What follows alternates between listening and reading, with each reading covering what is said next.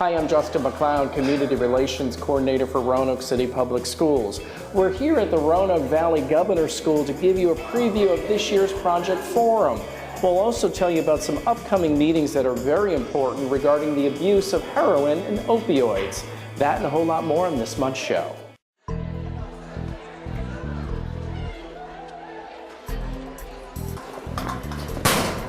What's up, punk? Taking those books home for? They ain't gonna help you on the streets. To study? Yeah, man, you need to join our crew, aka the Cobra. Yeah, ain't nobody messing with the Cobra. I mean, I don't know. I kind of want to go to college. Nah, man. I mean, we're just having some fun. Nobody in our gang gets caught anyway. Well, I guess sure. All right.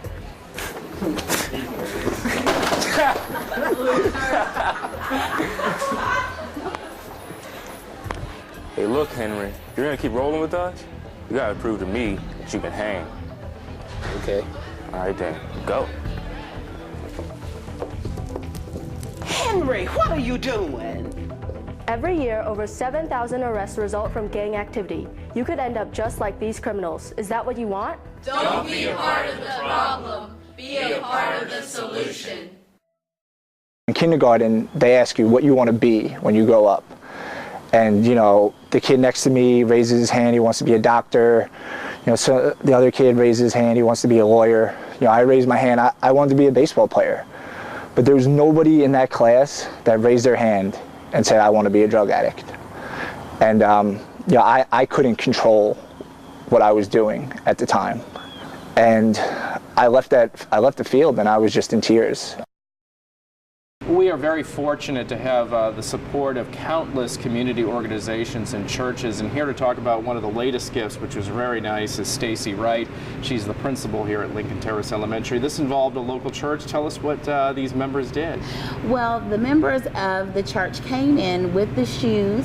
They put them on the children's feet, you know, and that's, you know, really nice for them. As the children were coming into the building, they were cheering for them. They talked to them, asked them about things that they liked, had them pick out several types of shoes that they might want because they had already pre-sized them. They put a nice little note in there saying, thinking of you. So the children felt really special. We had a lot of children walking around with brand new shoes on that day. And this was New Life Christian Ministries, which has actually been doing, the church has been doing this for many years. Lincoln Terrace was the recipient this year.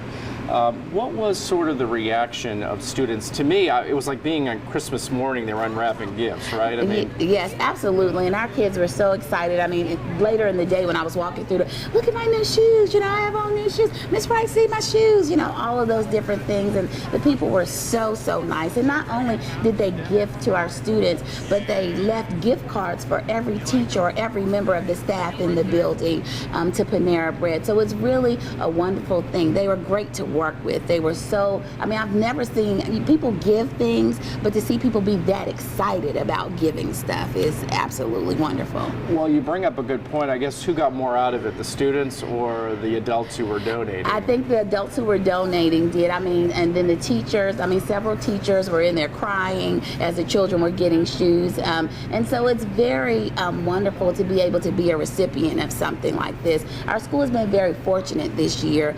People have given us a lot, and our students really appreciate it, and we appreciate the community supporting us in this way. For our parents, how badly is something like shoes sort of a struggle for some of them to pay for, and I guess the need here at Lincoln Terrace for new shoes? Absolutely, you know, because they don't get them. You know, some of us, you know, like me, I'm a shoe girl, so I have shoes all the time. But for some people, you know, getting one pair of shoes for the school year, and we know, you know, people who have children know that children grow so quickly.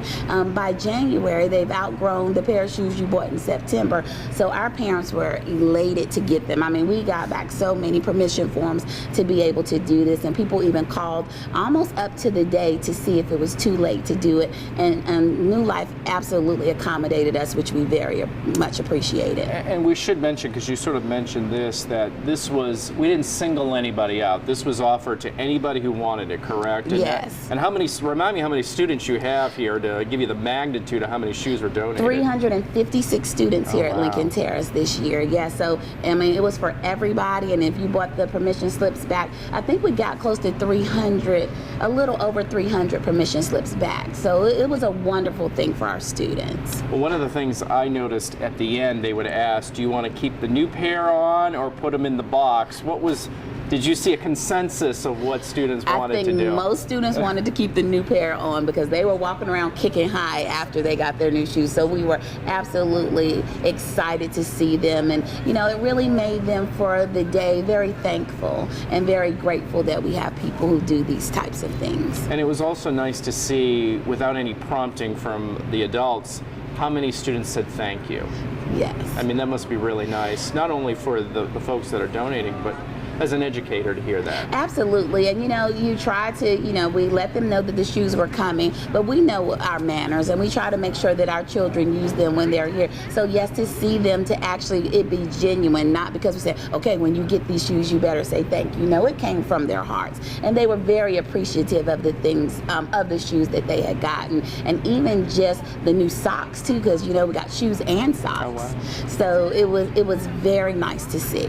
Well, a big thank you once again to New Life Christian Ministries. Once again, does this at least once a year for one of our schools, and Lincoln Terrace was the recipient. So glad it went very well, and glad to see the students happy. So. Well, thank you, and we are too. And again, I can't say as the leader of this school how much we really appreciate New Life Christian Ministries. Okay, and we'll be right back. Want to learn how to manage your money better, save for that car or dream home, or be able to bounce back from bad credit mistakes? Bank On Roanoke Valley can help.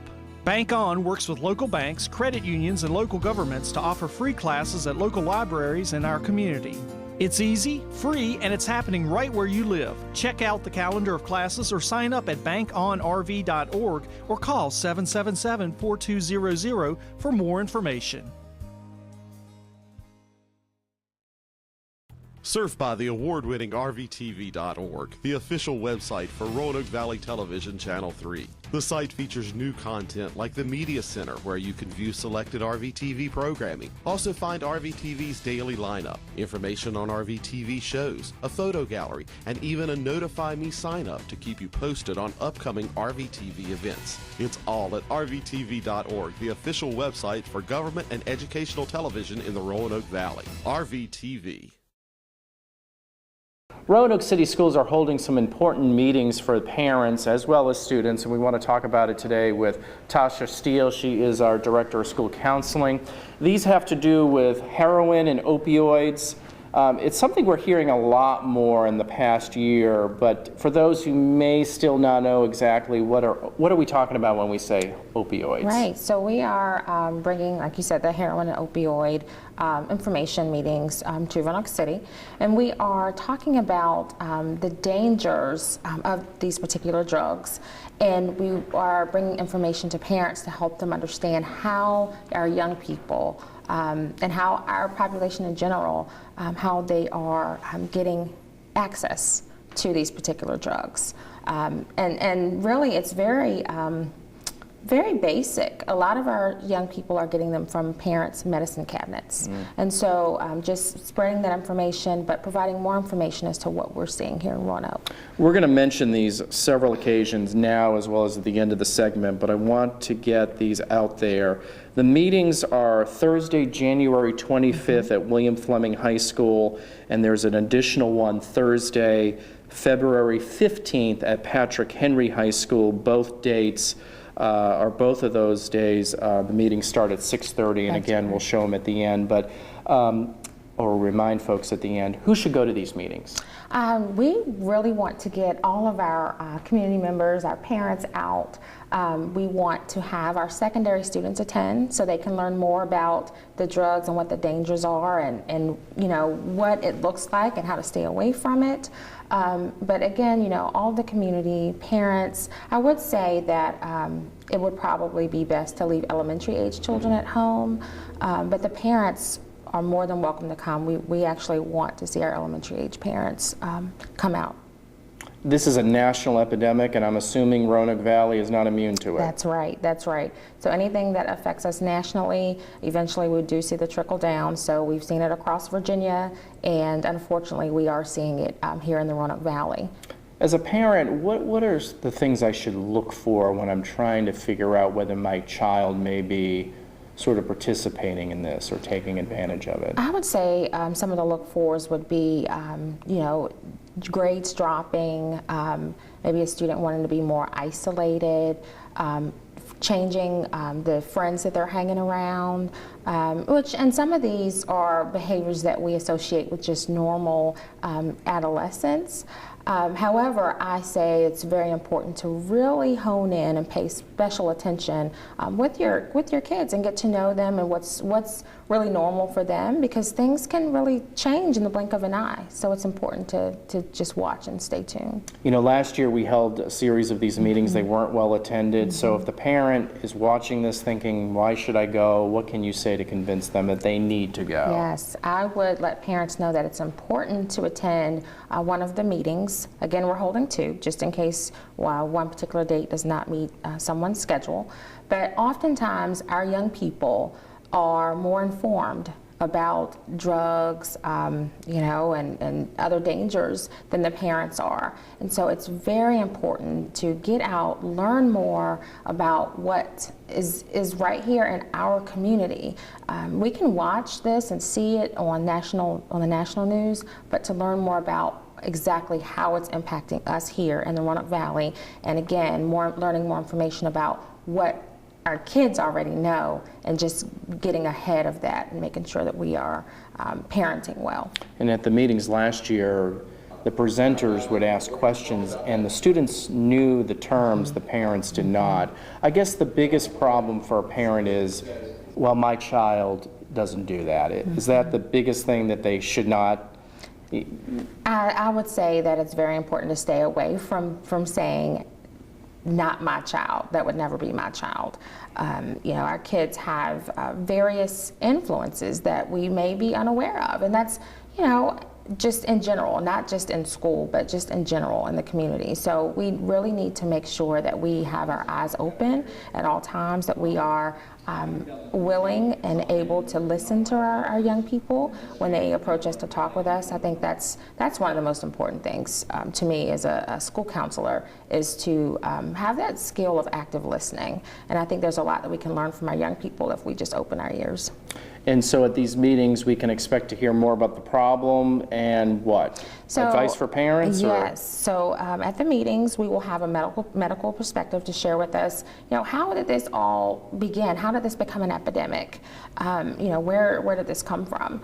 And then we're also going to have someone from the law enforcement background to share with us the scope of the problem, how big it is nationally, but again, bringing it home to the Roanoke Valley. We'll have a parent share with us a personal story, you know, which can be heartbreaking to hear, but I think it's important for parents to hear that. And we also have someone from the Heroin Task Force who's going to talk with us about what we are doing in Roanoke to combat the problem, but also share resources for prevention purposes. And you mentioned heroin. I think most parents think, oh, my child will never do heroin. And that's probably true to a degree, but what starts out is you start with the small stuff and then it escalates, does it not? That is correct. So from everything that I have learned, you know, regarding opioid and heroin use, is that, again, it starts out small. It starts out with the pain pills or the opioids in the parents' medicine cabinet. And when those pills are no longer available, heroin is cheaper access in order to get a similar high. And so that's what people are turning to and how they're becoming addicted to the opioids and then moving on to heroin. This is certainly scary stuff. So again, we want to mention to parents the two dates.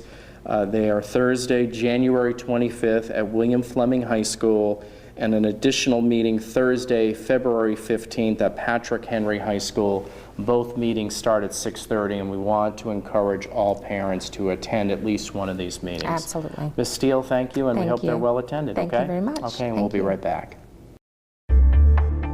There's a myth out there that somebody who's using drugs is engaged in a selfish habit, that they're not hurting anybody, and I can say that's not true at all. Every drug user has somebody that they've hurt, that they've not been there for because they're under the influence, or they're using their time and money to obtain drugs. I see a lot of people in the probation office who steal from family members, steal from friends and businesses, so I can truly say that a drug addiction and drug habit hurts everybody.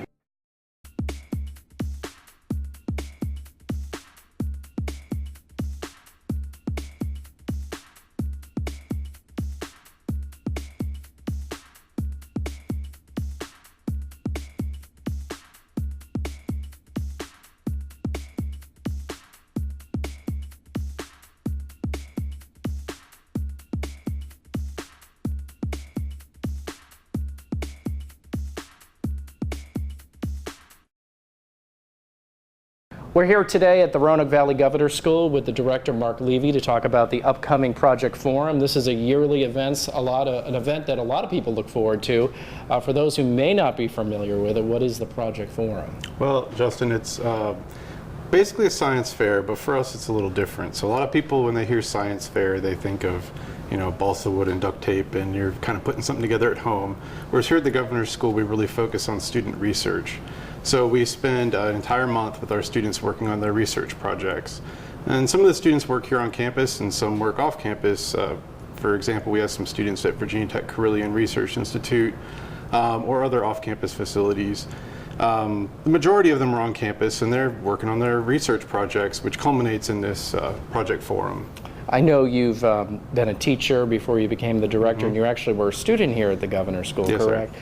So take us back, maybe, I don't want to date you here, but compared to then and now, I mean, is it the basics the same, or what our students are doing these days even blow your mind? Yeah, so the general format is similar. We did a little different time of the year and that kind of thing, but you know, the general idea of 4 weeks dedicated to the student research is the same. What's different is the level of technology we have access to, the skill sets, the expertise, and the community that we're able to pull from. So projects that were doing very well and were very successful then would be kind of introductory level nowadays because of the level of equipment and technology that we have. Talk about, you sort of alluded to this, collaborations with Virginia Tech. I'm sure our students are working with Carilion and stuff. Why is it important for our students to have that hands-on collaboration? Well, we do have a lot of technology here at the Governor's School. We're able to do a lot of different projects. However, being able to get in the laboratory in a professional sense allows the students a few techniques and strategies that we can't do here. But also the ability to interact with industry professionals on a regular basis. They use different terminology, they really allow themselves to get immersed into that laboratory talk, and that really helps them understand much better. It also gives some professional skills that they wouldn't otherwise be able to get in a regular classroom environment. The Project Forum is on Saturday, February 3rd, yes, correct? And there's a public, sort of an open house that begins at 1 o'clock? Yes. What can folks expect? And I guess maybe the other question I may have is being somebody who's not really a science person, I'm very intimidated by some of what your students do. Is there a message to the public? Don't be intimidated, still come out? Yeah, so it can be a lot of fun to walk through and look at the students' projects, and you'll see some titles on some display boards you won't understand, and that's okay because the student is there and you ask them what it means and they can usually translate it into layman's terms.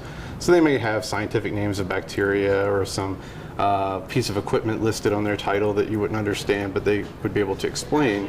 And it's a good way to see kind of like where the scientific research world is going on a level that you're more able to understand because you can talk to a teenager about it.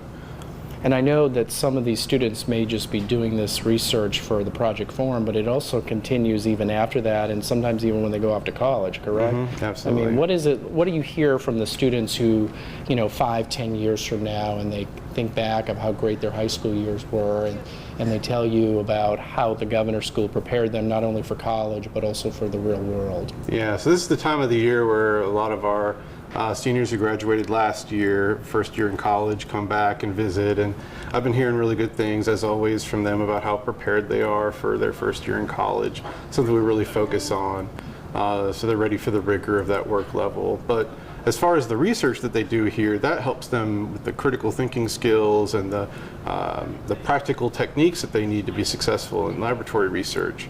And I know we've got a number of students who have continued to collaborate with the lab that they worked in, if they worked off campus, in their time here at the Governor's School. So I've spoken to a few students who have continued to work in that same lab, and some have even published research papers with those scientists. And I know as part of the open house, you also have an auction. That money is actually goes to a good cause. Maybe talk about sort of what how do you spend that money? Yeah, so I've mentioned we have a lot of great technology here at the Governor's School that allows our students to complete the research that they do. And obviously that technology is expensive, and so we try to find different ways of funding that.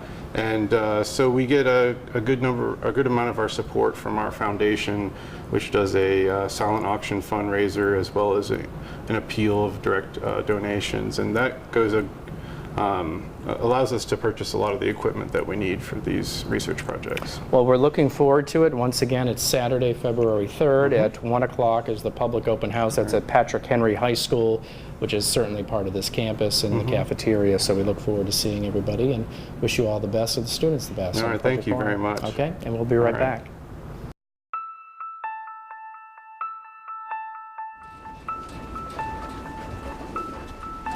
Hey, Melissa. Hey. I like your outfit. Thank you. No, I'm just kidding. You look ridiculous.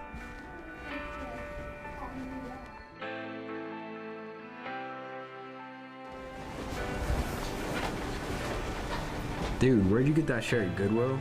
I did, actually. Yeah, I like it. Don't you have something better to do?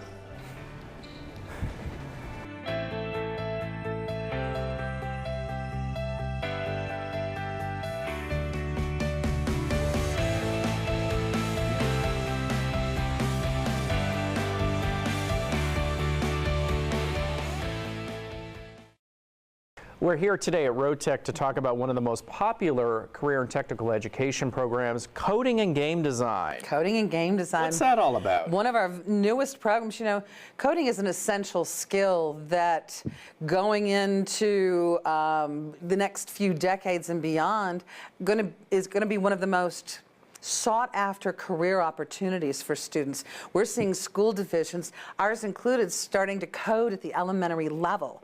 So we really wanted to take that to the next level for the high school students, and in order to make it kind of exciting for them, we threw in the opportunities to design apps and to design games, video games for the future. And the students are really loving this program. And coding is essentially telling the computer or the app what to do. Correct. How are students, do they catch on this stuff pretty easily, more than, say, maybe you and me? They really do. They have an aptitude for technology, and with a little bit of mathematical skill, they can really do quite a bit. And we're seeing it grow. It's only in its second year, and we've probably tripled our numbers between Patrick Henry and William Fleming because we're offering the program on both campuses. And I know students at PH, Patrick Henry, and William Fleming recently took part in sort of a demonstration with virtual reality. What was it like for seeing those students and those goggles on? And did you try it? I did try it, and it was incredible.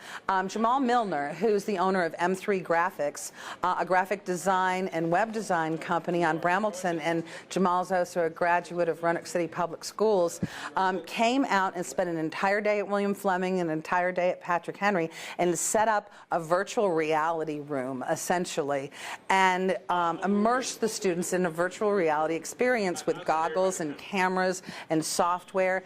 And it really puts you, for example, Fruit Ninja is a game that many of the students and people out there know they can play on their phone. They actually physically were immersed in the game, had two different paddles in their hands that kind of acted like their fake swords, and we're in the middle of Fruit Ninja.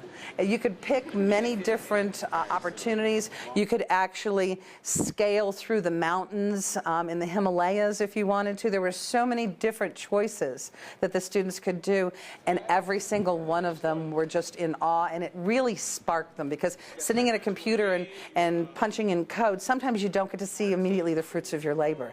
What they could see, the end result of what they're learning, it was so impressive, and it was inspirational to see how excited they were.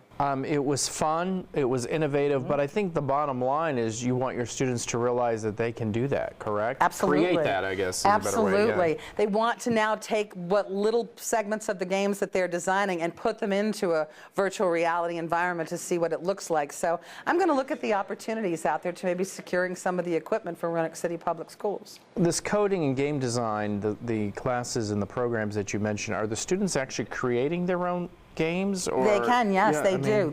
At least in small segments in the beginning.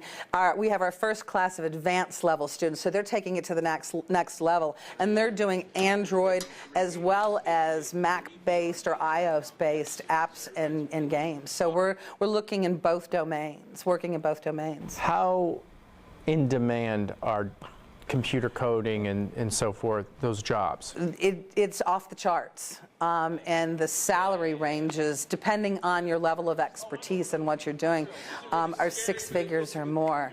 I know that we've done some partnering with CoLab and things of this nature. We've done Hour of Code with our students just to make them realize that programming, the word programming kind of has a connotation to it, and it's so different than those key punching things that used to happen decades and decades ago. Now it opens up the opportunity that's limited only by their imagination.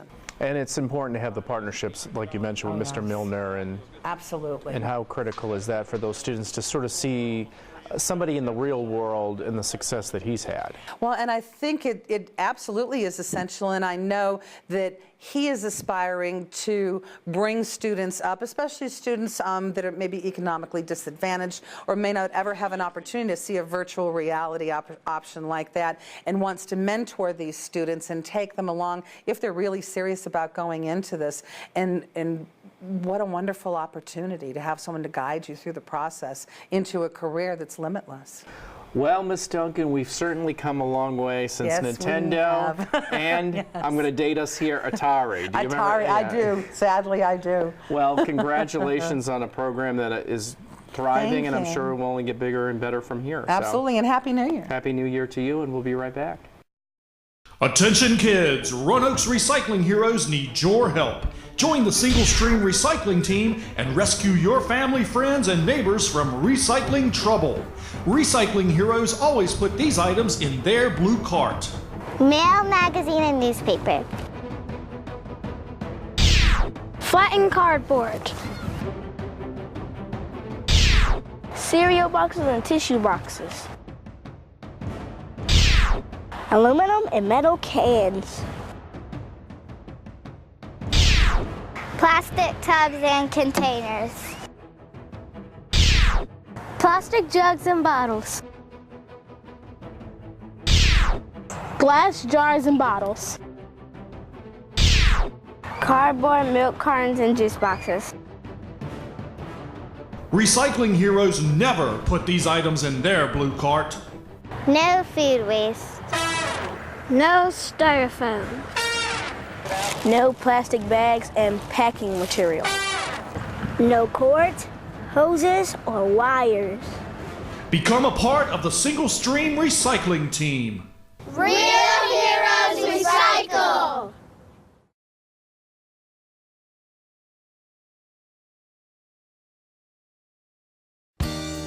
Did you know that it takes 12 to 20 years for a cigarette butt to decompose? Cigarette butts thrown on the ground or out the window are litter, and most wash into our waterways, polluting streams and harming stream life. Cigarette butts can also be a fire hazard. Extinguish cigarette butts in ash cans and ashtrays.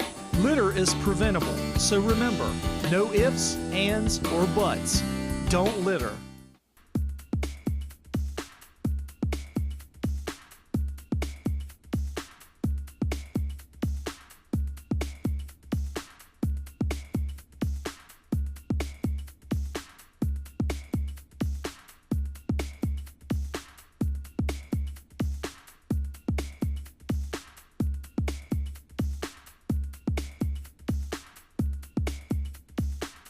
Before we go, we want to ask you to like us on Facebook and follow us on Twitter.